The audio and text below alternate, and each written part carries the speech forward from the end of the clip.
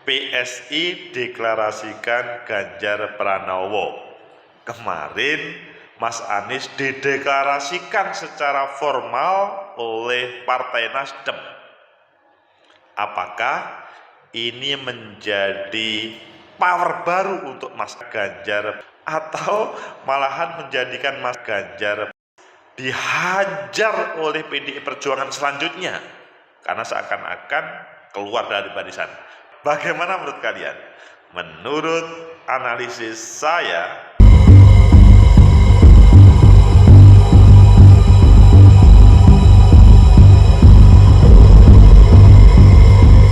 Assalamualaikum warahmatullahi wabarakatuh. Salam sejahtera untuk kita semua, pecinta masa depan negeri. Sesudah Mas Anies Baswedan, Mas Ganjar Pranowo dideklarasikan sebagai capres dari PSI, Partai Solidaritas Indonesia. Ayo kita baca di beberapa media, nanti kita perdalam dan kita analisa apakah Mas Anies sangat senang dengan ini, excited, atau malahan sebuah problem, beban. Kita lihat pertama di Kompas, deklarasi Ganjar Pranowo sebagai capres. PSI tegaskan tak akan dukung Anies Baswedan. Wah, ini ya memang sudah mulai dulu PSI nggak mungkin dukung Anies Baswedan, apalagi selama ini di DKI Jakarta memberikan kritik. Nggak tahu kritiknya pedas atau kritik membangun, yang pasti memberikan kritik. Selanjutnya di kedua, di Detik News, tak undang Ganjar saat deklarasi capres, ini alasan PSI. Oh gitu, pada waktu deklarasi tidak mengundang Mas Ganjar. Ada apa ya? Selanjutnya terakhir di Tempo, Anies Baswedan diusung Nasdem, Ganjar Pranowo dijagokan PSI, sesama alumnus UGM yang menjadi gubernur. Pilih yang mana? 1 ataupun 2 ataupun 3? Oke, kita pilih yang kedua di Detik. Tak undang Ganjar saat deklarasi capres, ini alasan PSI. Jadi PSI, maksudnya Jakarta, PSI mengaku tidak mengundang Ganjar Pranowo saat mendeklarasikan Gubernur Jawa Tengah ini sebagai calon presiden. PSI merasa tak perlu untuk memberitahu Ganjar. Jadi menurut PSI nggak perlu menyampaikan atau mengundang Ganjar, tidak perlu diberitahu. Yang penting PSI mendeklarasikan. Wakil Ketua Dewan Pembina PSI, Grace Natali, membahas soal polling capres yang dilakukan oleh PSI. Polling itu yang disebut PSI sebagai dasar memberikan dukungan kepada Ganjar. Memang selain PSI memang ada beberapa survei ya, atau mungkin polling yang mempublis bahwa keberadaan Mas Ganjar nomor 2, nomor 3 ataupun nomor 1 itu pernah dilalui semuanya. Polling rembuk rakyat adalah jajak pendapat publik yang kami tanyai adalah masyarakat. Ke-9 nama ini kami serap dan dari masyarakat. Media juga memberitahukan terkait program rembuk rakyat. Jadi yang saya maksud di konpres kemarin, ke-9 tokoh tahu bahwa sedang ada polling, kata Grace saat dihubungi Selasa kemarin. Jadi berhubungan langsung dengan rakyat. Grace mengatakan deklarasi Ganjar sebagai capres yang dilakukan pada Minggu adalah pengumuman hasil polling rembuk rakyat. Malah dilakukan pada hari Minggu ya, sebelumnya Mas Anies. Pengumuman kemarin PSI menyampaikan hasil polling, bidang masyarakat paling banyak ke Pak Ganjar. Sesuai komitmen PSI, capres PSI adalah orang yang mendapat suara paling banyak dalam polling rembuk rakyat, karena berarti orang itulah yang paling dikehendaki masyarakatnya. Jadi Saya nggak tahu ya apakah ini Mas Anies termasuk atau tidak, karena berdasarkan pakatnya suara rakyat yang paling banyak. Karena merupakan hasil polling, PSI merasa tak perlu memberitahukan Ganjar. Selain itu Ganjar pun bukanlah kader PSI. Ya pasti tahulah Ganjar ini sampai hari ini masih sebagai kader PDI Perjuangan seperti Pak Jokowi. Kami memang tidak memberitahukan secara khusus kepada Pak Ganjar. Hasil polling akan diumumkan karena tidak perlu juga mengingat Pak Ganjar bukan kader PSI.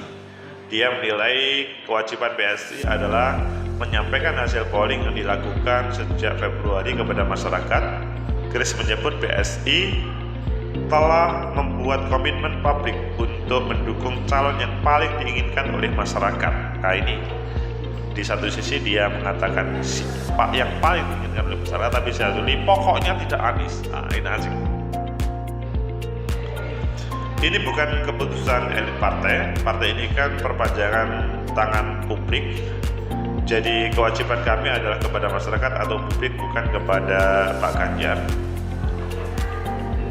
Soal tanggapan Ganjar yang menyebut ingin fokus pada Gubernur Jawa Tengah, Grace mengaku telah tidak mempermasalahkan. Menurutnya hal itu merupakan kewajiban Ganjar yang masih menjabat sebagai gubernur. PSI usung Ganjar jadi cawapres. Grace Natali mengumumkan mencalonkan Ganjar Prabowo sebagai calon presiden atau capres di 2024. PSI menyebut Ganjar memiliki semangat kebangsaan yang sejalan dengan PSI. Grace mengatakan Ganjar unggul dibandingkan calon lain. Dia menilai Ganjar memiliki sikap kebangsaan yang diperjuangkan oleh PSI. Sejak awal Mas Ganjar unggul dibandingkan dengan kandidat lainnya. Bagi PSI, Ganjar adalah terbaik karena memiliki kebangsaan tadi. Pecinta masa depan negeri, itulah apa yang disampaikan oleh Grace Natali, PSI, yang memposisikan Mas Ganjar dideklarasikan tanpa diundang. Ya ini wilayah PSI ya kalau mendeklarasikan tanpa mengundang ataupun memberitahukan sebelumnya. Namun Mas Ganjar sendiri merasa berterima kasih atas apresiasi ini. Namun apakah hal ini menjadikan Mas Ganjar itu lebih bermasalah dengan PDI Perjuangan, atau malah menjadikan PDI Perjuangan bagus sudah diusung oleh partai lain sehingga ini menjadi kekuatan? Pecinta masa depan negeri, selama ada bangunan komunikasi politik antara PDI Perjuangan sama PSI, maka menampilkan Mas Ganjar itu akan lebih baik. Namun kalau selama ini belum, bisa-bisa PDI Perjuangan merasa, waduh ini ada partai lain yang mengklaim kader saya. Atau sebaliknya, ini partai lain itu ingin mendapatkan kotel efek dari Mas Ganjar atau bagaimana? Meskipun PSI menyampaikan ini adalah produk polling rembuk rakyat. Pecinta masa depan negeri, apa yang disampaikan oleh partai ataupun disampaikan oleh publik, perspektifnya tentunya berbeda. Namun ya kembali kepada masing-masing. Intinya PSI setuju keberadaan Mas Ganjar. Sebelumnya Partai Nasdem setuju bahwa Mas Ganjar sebagai salah satu nominator kontestan sebagai bakal capres. Sesudah Senin tanggal 3 Oktober diumumkan, hal ini menjadi berbeda. Keberadaan Mas Ganjar di Nasdem, kalau sebagai capres sudah tidak ada kesempatan. Kalau sebagai cawapres, maka kemungkinan bisa digabungkan dengan Mas Anies Baswedan menjadi kekuatan. Jadi Mas Anies Baswedan itu kalau digabungkan dengan Mas Ganjar mungkin bagus, digabungkan dengan Bu Khofifah juga tidak kalah bagusnya. Begitu juga ketika digabungkan dengan misalkan Sandiaga Uno atau Caimin ataupun lainnya. Meskipun juga menunggu siapa cawapres lainnya atau pasangan capres lainnya.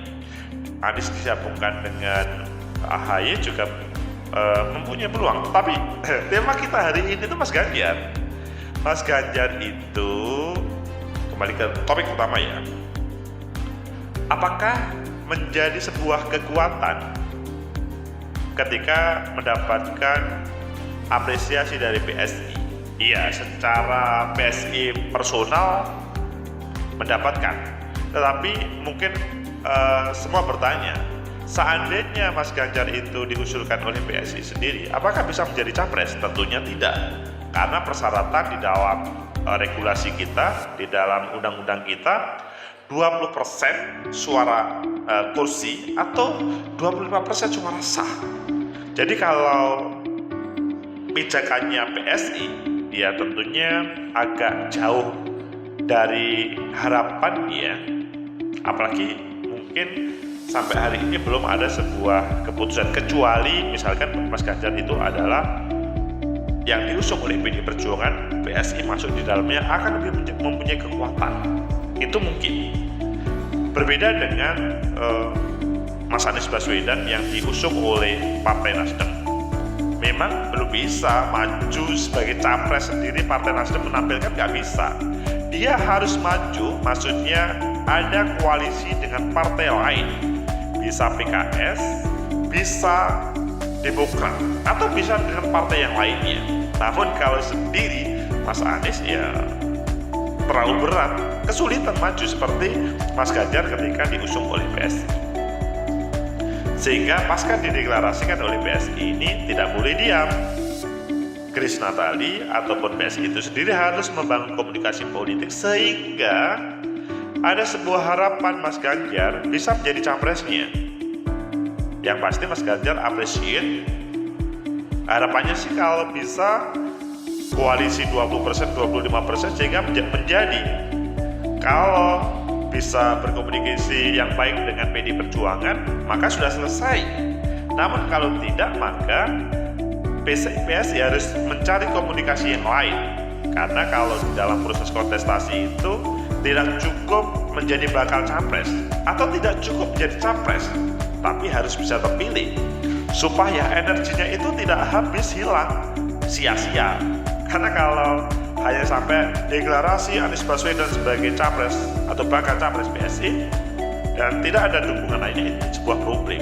Bahkan mungkin bagi Mas Ganjar sendiri, waduh ini kok bermasalah ya, bisa-bisa menjadi kontraproduktif terhadap PDI Perjuangan, ataupun malahan ini sebuah pintu.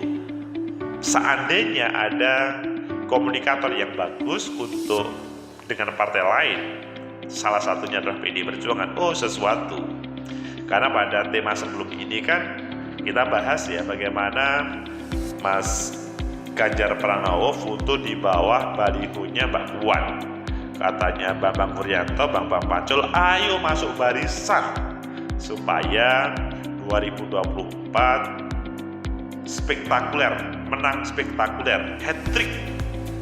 Nah itu kan sebuah harapan dari elit PDI Perjuangan, sehingga ya kalau PSI bisa berkomunikasi baik dengan PDI Perjuangan sebagaimana 2014 ataupun sebelumnya, maka it's okay. Semoga aja ini tidak membebani kepada Mas Ganjar ya.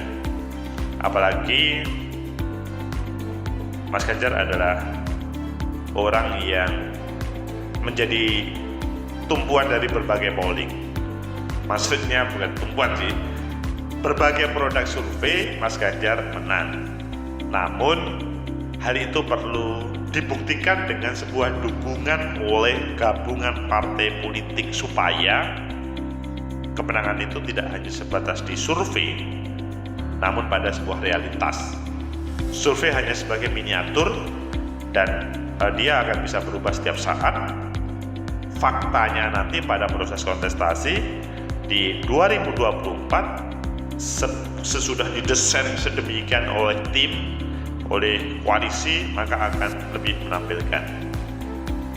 Semoga PSI, PDI bisa berkomunikasi baik sehingga kemudian ini tidak menjadikan hal yang tidak baik kepada Mas Ganjar Pranowo. Indonesia mempunyai banyak capres, menarik, sehingga rakyatnya mempunyai banyak pilihan tanpa harus kemudian saling menjatuhkan dengan tema-tema yang negatif. Kita didik seluruh rakyat dengan edukasi pendidikan politik. Semoga bermanfaat. Like, subscribe, comment, and share. Sampai jumpa.